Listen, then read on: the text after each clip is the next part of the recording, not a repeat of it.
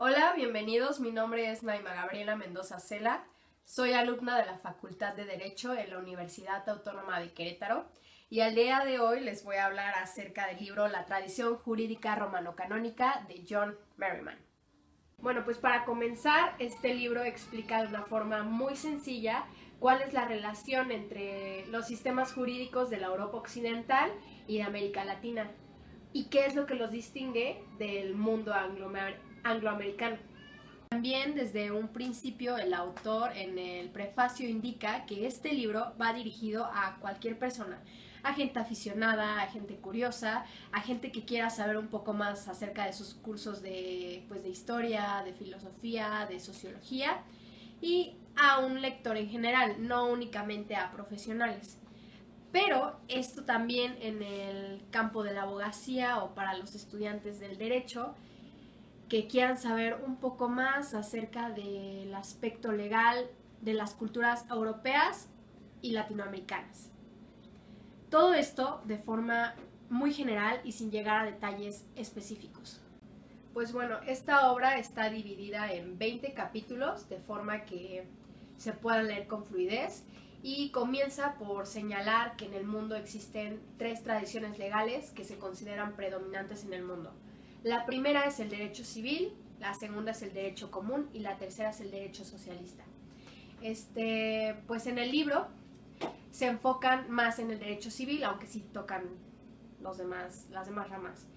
Al principio, en los primeros capítulos, se explican la diferencia entre la tradición legal y los sistemas legales, la cual suelen confundirse porque son conceptos muy parecidos, pero la diferencia es de que la tradición legal es un conjunto de costumbres arraigadas, históricamente condicionadas y hablan más acerca del papel del derecho en la sociedad y en el cuerpo político. Se refiere más a una organización y las operaciones adecuadas de un sistema legal. También de la forma en la que deberían aplicarse, de estudiarse, perfeccionarse y enseñarse en el derecho. La tradición legal se relaciona más con una expresión parcial de una cultura y el sistema legal ya se refiere a un conjunto operativo de procedimientos, de reglas, todo de forma organizada. La tradición del derecho civil es la más antigua y difundida por el mundo. Tiene su origen en el 459 a.C. y pues esta supuesta fecha se debe a que se publicaron las 12 tablas en Roma. Es ahora la tradición legal dominante en la mayor parte de Europa Occidental, toda América y partes de Asia y África. La fecha suele usarse para el inicio de la tradición del derecho común en el año 1066 después de Cristo y cabe mencionar que el Corpus Juris Civilis de Justiniano se publica en el año 533 después de Cristo. Bueno, hablando un poco acerca del Corpus Juris Civilis, la obra de Justiniano, que no podríamos decir exactamente que fue su obra porque lo que Justiniano hizo fue juntar, recopilar esas especies de normas, porque no eran normas como tal, de anteriores, de códigos, para formular como una especie de gran código que después serviría para que las personas lo estudiaran y una de las fuentes principales de lo que hoy conocemos como el derecho.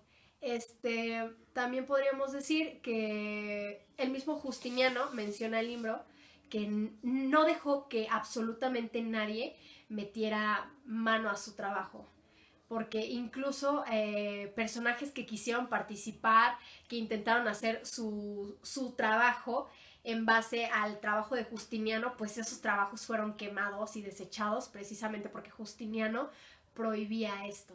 Mencionar, es muy importante aclarar que Justiniano, el emperador, no dejó meter mano a esos escritos no nada más porque sí, sino porque él con esto planeaba eliminar lo que fuera repetitivo, las incongruencias y quería dejar un trabajo puro, o al menos así lo dice el libro, porque él consideraba que el derecho romano contemporáneo era un poco decadente y por eso hizo el Corpus Juris Civilis. Y bueno, volviendo a hablar un poco del derecho civil y del derecho común, podemos decir que no están aislados uno del otro. Son componentes de una historia y culturas comunes en Occidente. Han tenido múltiples contactos e influencia recíproca, porque la revisión jurídica, por ejemplo, está ahora firmemente arraigada en ambas tradiciones.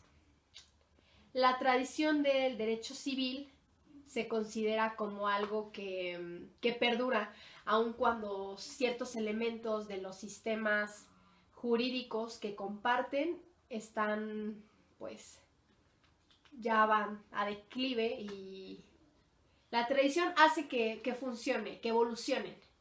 El cambio y la permanencia en las tradiciones son algunos de los temas que se discuten. Bueno, y uno de los capítulos del libro menciona el derecho canónico, que en pocas palabras podríamos decir que es el derecho de la Iglesia. Para ello, contaba con jurisdicción espiritual, por decirlo de alguna manera, y a medida de que se difundió el poder de la Iglesia, se extienden los tribunales eclesiásticos que habían adquirido una especie de jurisdicción temporal, los cuales a su vez provocaron o contribuyeron a una parte importante del jus comune que vamos a hablar más adelante. Después, en la Reforma, esto provoca que desaparezca una gran influencia continua sobre el desarrollo de la tradición del derecho civil. Bueno, en el derecho mercantil se inició como un grupo de prácticas consuetudinarias creadas para comerciantes pragmáticos que pudieran satisfacer sus propias necesidades, y para esto nacionalizaron el derecho mercantil y los tribunales mercantiles. De cierta forma querían convertirlo a una parte oficial del Estado, junto con códigos mercantiles separados. Ahora estos tribunales mercantiles separados tienen una tendencia similar en lo de tocante a los códigos mercantiles separados. Y bueno, ahora sí, hablando del jus comune, se podría decir que es producto, o bueno, podría ser el lazo entre el derecho civil y el derecho canónico. Competían con las tradiciones legales nativas para dominar la legislación nacional unificada de Francia y Alemania, y la tradición del derecho civil, que dista mucho de ser monolítica y más bien se encuentra en una transición constante. Bueno, de aquí, de este comune, surgen instituciones como la Escuela de Historistas y de la Exégesis. Un tema muy importante que toca el libro, que incluso hoy en día tiene una relevancia muy significativa para nuestro derecho, es el papel de los jueces. Los jueces comenzaron a ser personas muy importantes porque se encargaban de llenar los huecos o vacíos que se encontraban dentro de las leyes. Esto para el derecho común, porque en el derecho común se les veía como un héroe cultural, una figura reconocida y respetada, que podríamos decir incluso se podría ver como una figura paterna, porque ejercía o tenía facultades de interpretación muy grandes.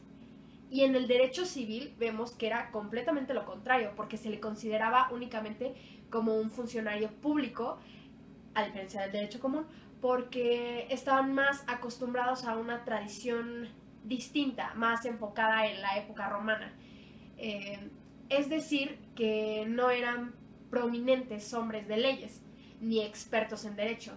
Además de que tenían un poder muy limitado, porque se entendía claramente que su función principal era aplicar la voluntad del emperador en ese entonces. Entonces, no podríamos hablar de una persona representativa de las leyes, sino de alguien que seguía las órdenes. El juez no tenía ningún poder legislativo y se prohibía que los jueces tomaran decisiones en base a la certeza. Esto es algo muy importante que incluso le dedican un capítulo en el libro.